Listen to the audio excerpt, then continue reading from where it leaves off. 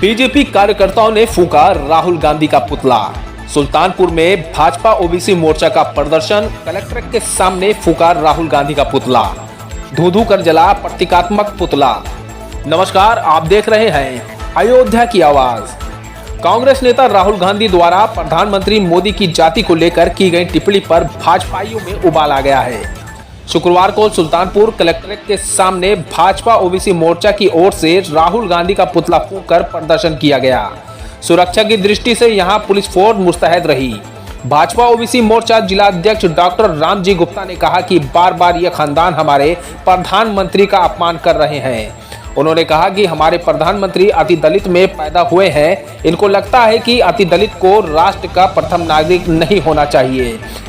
अभी इन्होंने कहा कि मोदी जंगल में पैदा हुए थे। सन 2000 में मुख्यमंत्री बनने के बाद इन्होंने अपनी जाति तेली को ओबीसी में घोषित कराया, इसलिए ये ओबीसी नहीं है, बने हुए ओबीसी हैं। डॉक्टर गुप्ता ने कहा कि इसका विरोध करता हूं क्योंकि ये पूरे ओबीसी समाज को बदनाम कर रहे हैं। आने वाले चुनाव में पूरा ओबीसी समाज इनका जवाब जरूर देगा। फिलहाल आप देखें ये खास खबर। वीडियो को लाइक, शेयर और चैनल को सब्सक्राइब जरूर करें। धन्यवाद।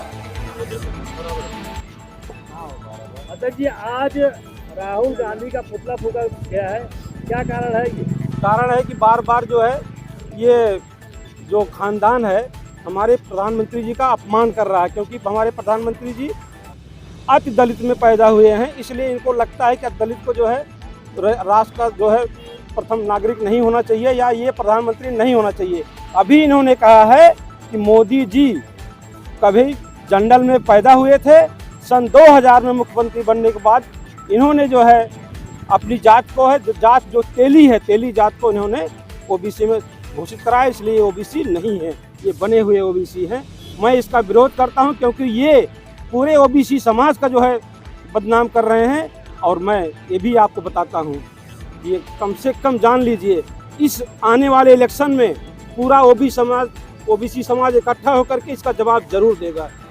देखिए, लगातार राहुल गांधी टिप्पणी करते हुए आए हैं। चुनाव को नजदीक आता है, लगातार क्या है? अब क्या बयान है वो तो वो जाने, लेकिन मैं इतना जानता हूं कि मैं अपने प्रधानमंत्री का जो है अपमान नहीं सह सकता, न मैं न ये पूरा हिंदुस्तान, क्योंकि ये हिंदुस्तान की जनता जिन्होंने चुन के उनको भेजा है उसका अपमान है। जिस तरह से बार बार कभी उनके मणिशंकर अय्यर जो है नीच जात कहते हैं, कभी उनका कोई और दूसरा नेता कोई बात करता है, तो ये चीज़ें जो है अच्छी नहीं हैं, ना लोकतंत्र के लिए अच्छी हैं, ना समाज के लिए अच्छी हैं। तो हमारा समाज बहुत उद्वेलित है। हम चाहते हैं कि इसका विरोध प्रदर्शन हो। और